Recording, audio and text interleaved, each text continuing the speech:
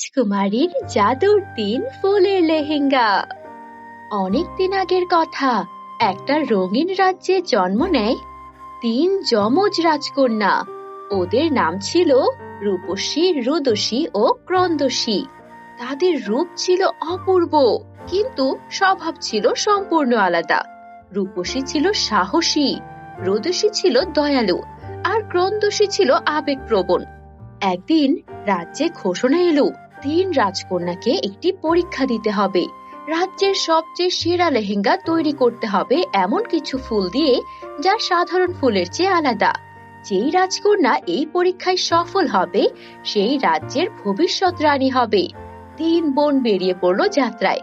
পথে তাদের দেখা হলো 3 জন রাখালের সাথে। ওদের নাম ছিল অরুণ, বিজয় ও চন্দন। ওরা রাজকন্যাকে সাহায্য করতে চাইলো। রাজকন্যা রূপসী আগুনের উপত্যকা পার হয়ে চলে গেল একটা সুন্দর জায়গায়, যেখানে সে অনেক অনেক লাল গোলাপ পেল। আর অন্যদিকে রুদসী পেল জাদুকরী নদী পেরিয়ে গোলাপি গোলাপ। আর ক্রন্দসী পেল এক দানবের গুহায় হলুদ গোলাপ। বন্ধুরা, তোমরা যারা যারা গল্পটি দেখছো, তোমাদের নাম কমেন্টে লিখে জানাও। আমরা নেক্সট গল্প তোমাদের নাম দিয়ে বানাবো। তাদের পাওয়া ফুল দিয়ে 3 রাখাল 3টা অপূর্ব লেহেঙ্গা বানালো। আর সেই লেহেঙ্গা রাজ্যে বিখ্যাত হয়ে গেল। রাজা ঘোষণা দিলেন যে তার 3 রাজকন্যাই হবেন ভবিষ্যৎ রানী। আনন্দে 3 রাজকন্যাই তার সেই 3 রাখালকে বিয়ে করে নিল, কারণ তাদের সাহায্যেই তো তারা রাজকন্যা থেকে ভবিষ্যৎ রানী হওয়ার জন্য রাজার কাছে পরীক্ষিত হয়েছে। কিন্তু এই সুখ বেশি দিন স্থায়ী হলো না। পাশের রাজ্যের 3 রাজপুত্র কাঞ্চন, তিলক ও হিরণ এই খবর শুনে হিংসায় জ্বলে উঠল, কেননা তাদের পরিকল্পনা ছিল এই 3 রাজকন্যাকে বিয়ে করে সেই রাজ্য দখল করার। আর এদিকে যখন রাখালেরা 3 রাজকন্যাকে বিয়ে করে নিয়েছে, তখন তারা সেই সুযোগ হারালো। তাই রাতের বেলা রাজকন্যা 3জনকে উদ্ধার করার জন্য সেই 3 রাজপুত্র কাঞ্চন, তিলক ও হিরণ পরিকল্পনা করতে লাগলো। এতদিন ধরে আমরা স্বপ্ন দেখেছি ওই 3 রাজকন্যাকে যেভাবেই হোক বিয়ে করে আমাদের রাজ্যের রানী করে রাখবো। আর কিনা আমাদের সঙ্গে এইটা হলো। আমরা 3 ভাই এতদিনের এত পরিকল্পনা এভাবে ধুলায় মিশে যেতে দেব? কখনোই না। ওই সামান্য আমাদের এই রাজ্যের 3 রাখাল কিনা ওই 3 রাজকন্যাকে বিয়ে করবে আর বিয়ে করে এই পুরো রাজ্যের রাজা হবে? না না না, এটা আমরা মেনে নেব না। হ্যাঁ ভাই, কিছুতে এটা মেনে নিতে দেওয়া যায় না। আমরা হব রাজ্যের রাজা, রাখাল রাজা হবে রাজ্যের, এটা মানাই যায় না।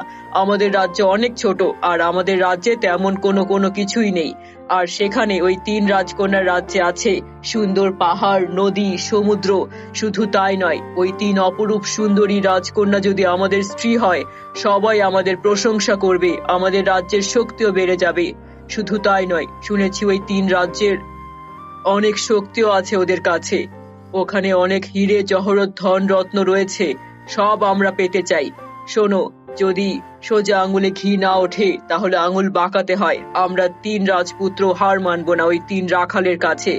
আমরা এমন কিছু করব যাতে আমরা ওই রাজকন্যাদেরই বন্দি করে ফেলতে পারি, আর তারপর তাদেরকে বিয়ে করতে পারি।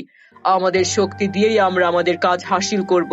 সামান্য 3 রাখালের কাছে আমরা হেরে গেলে আমরা মুখ দেখাবো কি করে? কোনোভাবে এটা সম্ভব নয়।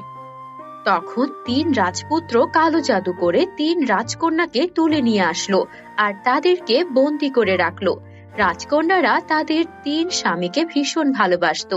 রাখালদের জন্য তাদের মন কেঁদে উঠলো, কেননা তারা কোনোভাবেই অন্য কাউকে স্বামী হিসেবে মেনে নিতে পারবে না। এদিকে 3 রাখালও হার মানল না। বন্ধুরা, তোমরা যারা যারা এতক্ষণ পর্যন্ত গল্পটি দেখেছো, তোমাদের নাম কমেন্টে লিখে জানাও। আমরা নেক্সট গল্প তোমাদের নাম দিয়ে বানাবো। যে করেই হোক আমরা আমাদের রাজকন্যারে উদ্ধার করমু। শোনো, আমরা দরকার হয় 3টা জাদুর লেহেঙ্গা বানামু। ওই 3 জাদুর লেহেঙ্গা দিয়া ওই 3 রাজপুত্রের কালো জাদুরে আমরা ধ্বংস কইরা দিমু। যেমনি হোক, রাজকন্যারা আমাদের স্ত্রী, রাজকন্যারা আমাদের সত্যিকারের ভালোবাসে।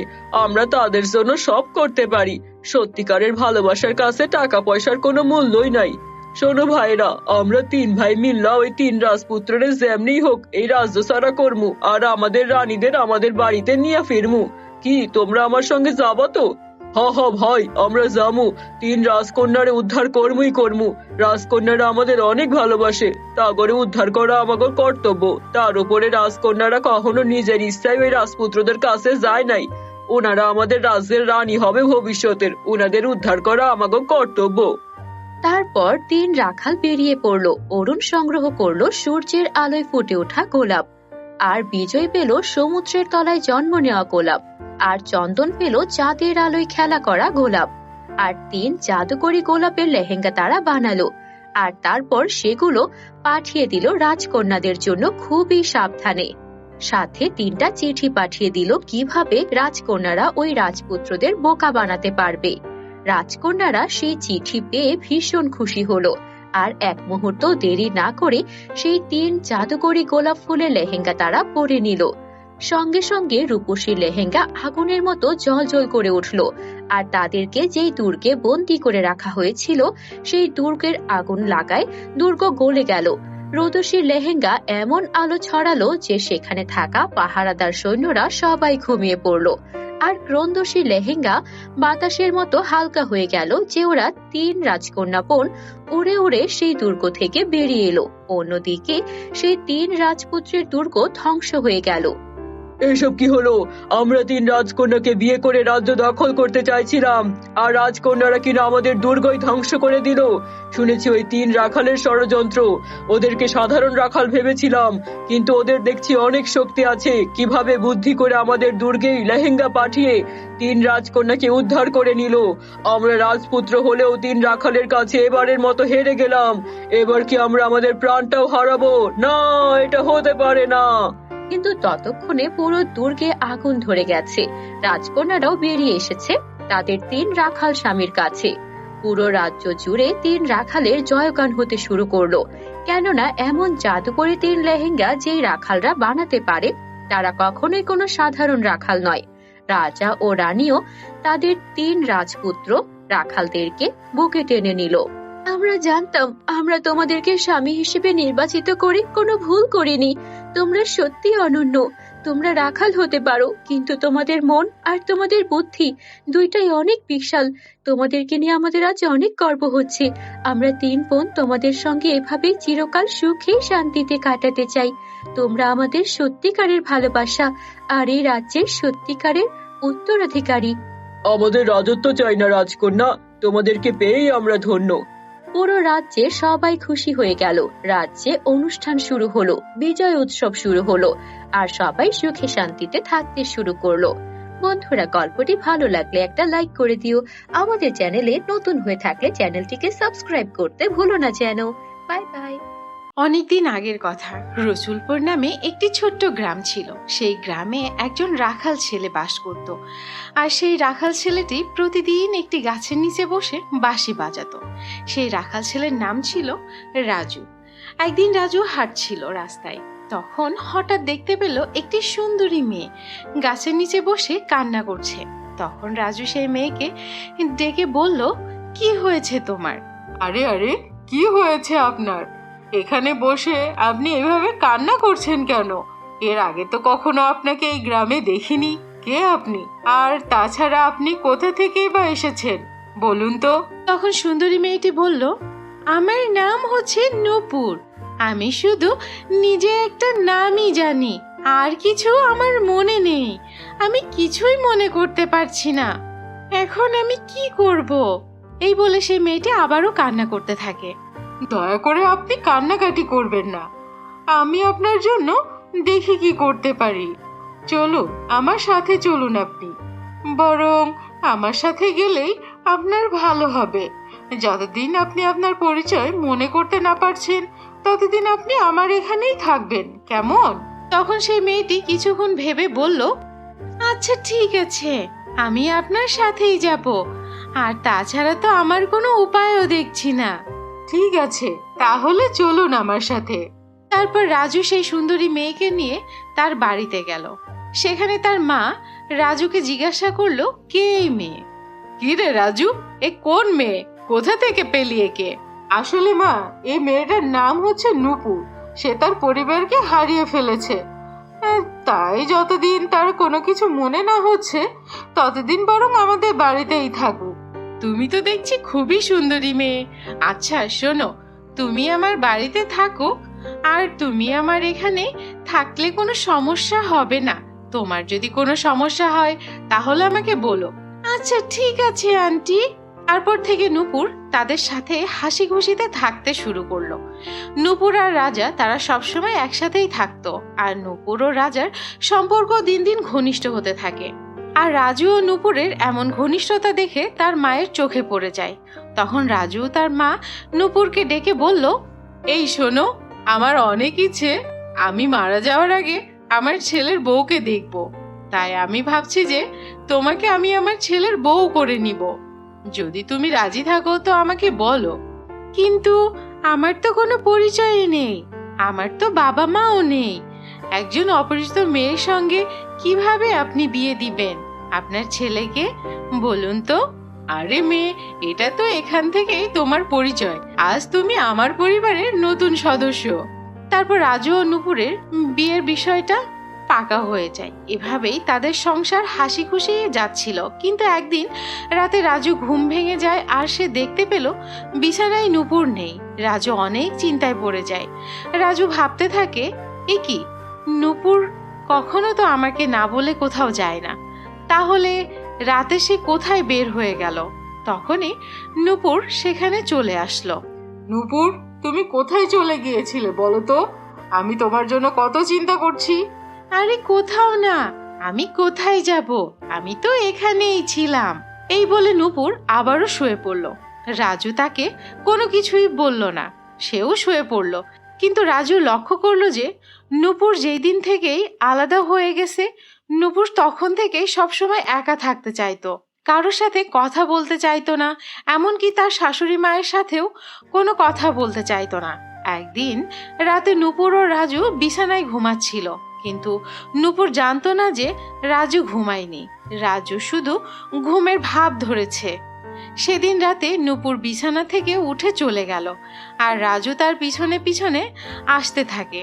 নূপুর যেতে যেতে একটি জঙ্গলে গিয়ে পৌঁছালো, আর রাজু তার পিছন থেকে তাকে দেখতে দেখতে হঠাৎ রাজু দেখতে পেল যে নূপুর কয়েকজন পরীর সাথে কথা বলছে।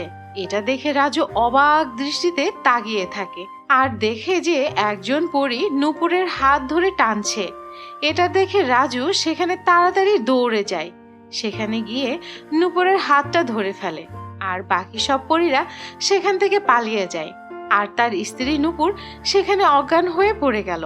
এটা দেখে রাজু অনেক ভয় পেয়ে যায়, এবং রাজু নূপুরকে নিয়ে বাড়িতে চলে আসে। আসার পরের দিন সকালে রাজু হাঁটতে হাঁটতে তাদের গ্রামের সেই তান্ত্রিকের কাছে যায়, আর সেই তান্ত্রিক সবকিছু খুলে বলে। তখন তার কথা শুনে তান্ত্রিক বলল, আরে আরে রাজু, তুই এটা কি করলি বলতো? তুই তো অনেক বড় ভুল করে ফেলেছিস। যাকে বিয়ে করেছিস সে এই পৃথিবীর কেউই না, সে পরীর জগতের একজন পরী। এতদিন তোর কাছে ছিল কারণ তার সব স্মৃতিগুলো ভুলে গিয়েছিল, সে তাই তোর কাছে ছিল। কিন্তু এখন তো তার স্মৃতি ফিরে এসেছে আস্তে আস্তে, কিন্তু এখন তোর কাছ থেকে সে আর থাকবে না, কারণ সে সেই জগৎ থেকে এসেছে, সেই জগতেই সে ফিরে যাবে।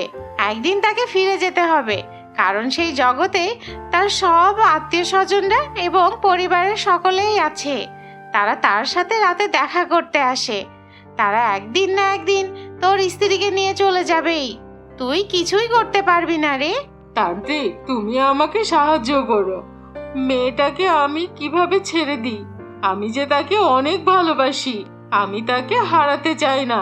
সে চলে গেলে আমি তাকে ছাড়া বাঁচতে পারবো না। তাকে কোনো জাদুবিদ্যা দিয়ে অন্তত সাহায্য করুন। কিন্তু তোর স্ত্রী তো কোনো জাতিবিদ্যায় কাজ করবে না রে। তোর স্ত্রী যদি মন থেকে তোকে ভালোবাসে তাহলেই তোকে ছেড়ে যাবে না, আর যদি তোকে মন থেকে ভালো না বাসে তাহলে তোর আর কোনো জাদুমন্ত্রই কাজ করবে না। কোনো এক রাতে চলে যাবে, কিন্তু আর ফিরে আসবে না। তান্ত্রিক বাবার এমন কথা শুনে রাজু হতাশ হয়ে যায়, আর সে বাড়িতে চলে আসে। তারপর থেকে রাজু প্রতি রাতেই তার স্ত্রী নূপুরকে পাহারা দিতে থাকে। যেন কেউ তাকে নিয়ে যেতে না পারে। কিন্তু এক রাতে রাজু ঘুমিয়ে পড়েছিল, আর তখনই নূপুর ঘুম থেকে উঠে সেই জঙ্গলে চলে যায়, আর তারপর সেখান থেকে অন্য পরীদের সাথে তার পরীর রাজ্যে ফিরে যায়। পরীর রাজ্যে নূপুরকে ফিরে পেয়ে সবাই অনেক খুশি হয়ে যায়, কিন্তু নূপুর সেই পরীর রাজ্যে গিয়ে বারবার রাজুর কথাই মনে করছিল। এভাবে বেশ কিছুদিন কেটে যায়, কিন্তু নূপুরের মন রাজুর কাছেই যেতে চাইতো। তাই একদিন নূপুর তার পরিমাতাকে গিয়ে সব খুলে বলে। এসব কথা শুনে পরিমাতা অনেক রেগে যায় আর বলে, তুমি কি ভুলে গিয়েছো যে আমাদের এই পরীর রাজ্যে অনেক নিয়ম কানুন আছে? তাহলে তুমি কিভাবে একজন মানুষের সাথে সম্পর্ক করলে? আর শোনো, তুমি যদি দ্বিতীয়বার আবার সেই পৃথিবীতে ফিরে যেতে চাও, তাহলে তোমার পরিবারের এবং তোমার পরীর সমস্ত ক্ষমতা হারাতে হবে। তুমি কি রাজি আছো? তারপর পরিমাতার এই কথা শোনার পর নূপুর রাজি হয়ে যায়। তারপর নূপুর পৃথিবীতে ফিরে যায় এবং নূপুর পৃথিবীতে ফিরে আসে তার স্বামী রাজু ও তার শাশুড়ি মাকে নিয়ে অনেক খুশি হয়ে যায়। তারা তাদেরকে নিয়ে একসাথে সুখে শান্তিতে জীবন কাটাতে থাকে। তো বন্ধুরা, এই গল্পটা যদি ভালো লেগে থাকে তাহলে এই চ্যানেলটিতে তাড়াতাড়ি লাইক দাও এবং সাবস্ক্রাইব করে কমেন্ট করে জানাও গল্পটি কেমন লাগলো তোমাদের। তো বন্ধুরা, বিদায়।